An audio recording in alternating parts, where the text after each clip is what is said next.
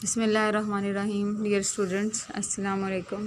आज हम chapter number 5 start कर रहे हैं, जिसका नाम है बैनुल अक़वामी तिजारत। आज के दौर में दुनिया का कोई भी मुल्क अपनी ज़रूरियात की तमाम अशिया में ख़ुद कफ़ालत हासिल नहीं कर सकता, क्योंकि कुदरत ने हर मुल्क को मुख्तलिफ़ नौइयत के ज़राए और मखसूस आब व हवा से नवाजा है, जिसकी बिना पर हर मुल्क के अफराद अपनी ज़हनी, जिस्मानी और खुदादाद सलाहियतों को इस्तेमाल में लाकर मुख्तलिफ़ पेशे इख्तियार करके उनके भरपूर इस्तेमाल करते हैं। वसाइल के एतबार से भी कई ममालिक आमलीन पैदाइश की दस्तयाबी, महारत और तखसीस कार के लिहाज से मुख्तलिफ होते हैं। कुछ ममालिक में ज़मीन जो है वो ज़रख़ेज़ होती है, और कुछ ममालिक ऐसे हैं जो जदीद टेक्नोलॉजी और जिद्दत साजी में बेपनाह तरक्की की बदौलत मशीनें, आलात, कंप्यूटर, जंगी जहाज़, साजो सामान और इंसानी बक़ा के लिए ज़रूरी आसाइशी हाजात, मसलन ख़ुराक, लिबास, रिहाइश, सामान, साइकिल वगैरह जो है वो बनाने में मसरूफ़ हैं। अब हम देखेंगे कि what is the difference between domestic and international trade. मुल्की और बैनुल-अक़वामी तिजारत में क्या फ़र्क है। मुल्की तिजारत से मुराद किसी मुल्क के जोग्राफ़ियाई हदूद के अंदर अफराद और अदारों, शहरों, कस्बों और मुल्क के दरमियान अशिया और ख़िदमात का लेन देन मुल्की तिजारत कहलाता है।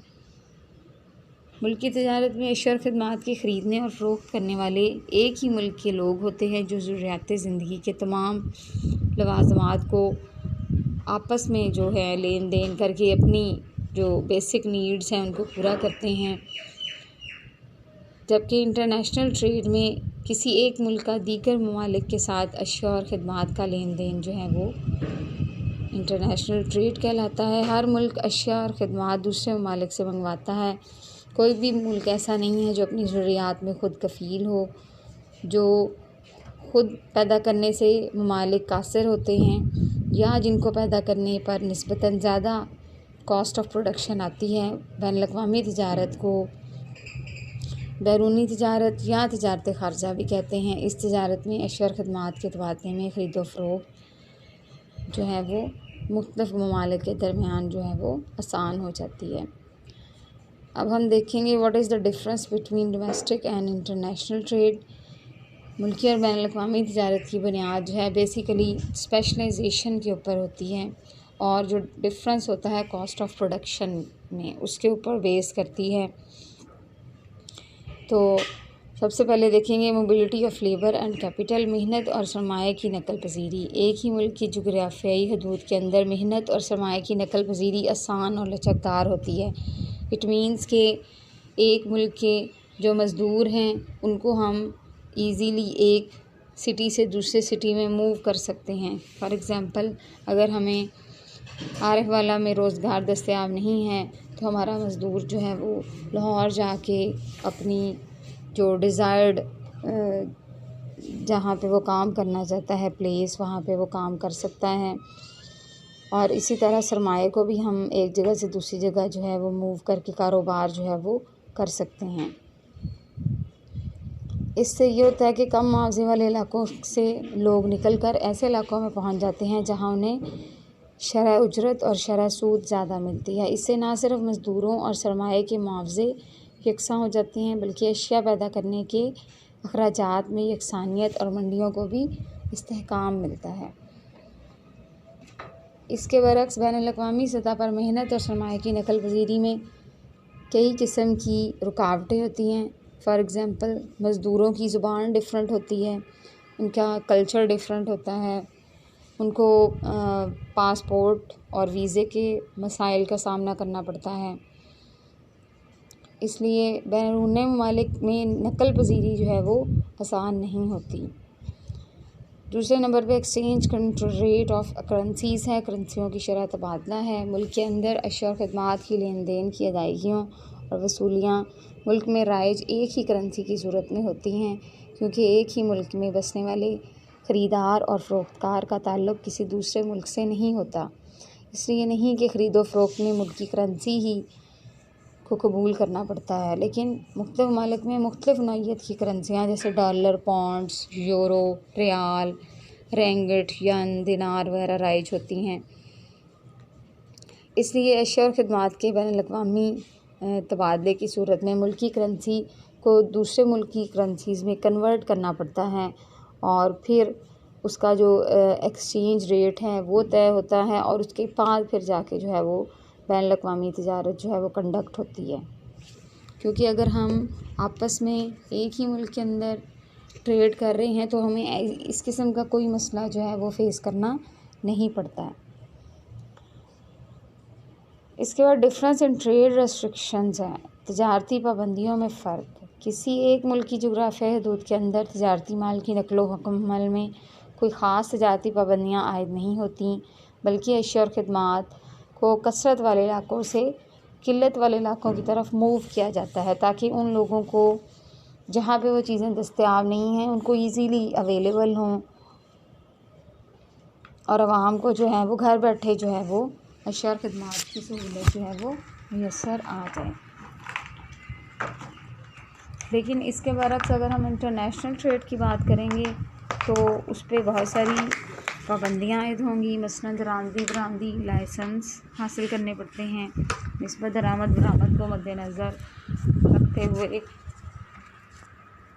तजारती महसूलात अदा करने पड़ते हैं। बाज़ औक़ात गैर ममालिक में अपनी अशिया की मांग को मौसर बनाने और अपनी सनतों को तरक्की देने की गर्ज से तामीन की पॉलिसी के तहत कम कीमत पर भी अशिया और ख़िदमात की फ़रोख्त की जाती है, जिससे दरामद व बरामद करने वाले ममालिक के दरमियान करेंसी की कीमतों में अदम इस्तेहकाम के बाइस तवाज़ुन तिजारत पेचीदगी का शिकार हो जाता है।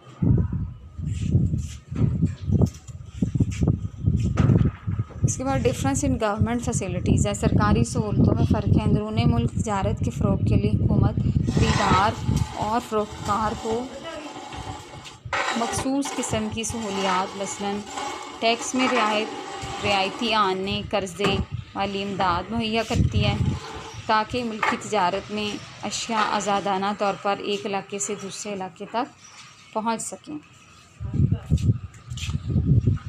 और अर्ज़ा कीमतों पर अशिया दस्तयाब हों। इसके बरक्स बैनुल-अक़वामी सतह पर अशिया की लेन देन के सिलसिले में हुकूमत की तरजीहात मुख्तलिफ़ ममालिक के लिए मुख्तलिफ़ होती हैं, जिसके तहत बाज़ औक़ात कोटा सिस्टम और फ्री ट्रेड जैसी पॉलिसियाँ अपनाई जाती हैं। लिहाजा मुख्तलिफ़ ममालिक को मुख्तलिफ़ मराहत और पाबंदियाँ आयद करके हुकूमत अशिया की पैदाइश और उनके मसाफ़े पैदाइश को इस्तेहकाम बख्शती है।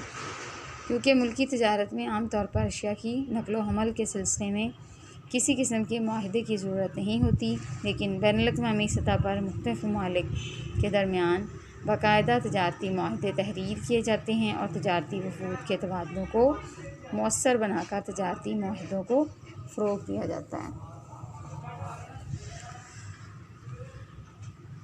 इसके बाद difference in taste and standard है, ज़ौक़ और मेयार भी हर इलाके और हर मुल्क में बसने वाले लोगों का मुख्तलिफ होता है अकॉर्डिंग टू जियोग्राफिकल जो हालात हैं उसके मुताबिक होता है, रस्म व रवाज के लिहाज से होता है, मजहबी जज्बात के लिहाज से होता है, लोगों के एहसासात डिफरेंट होते हैं।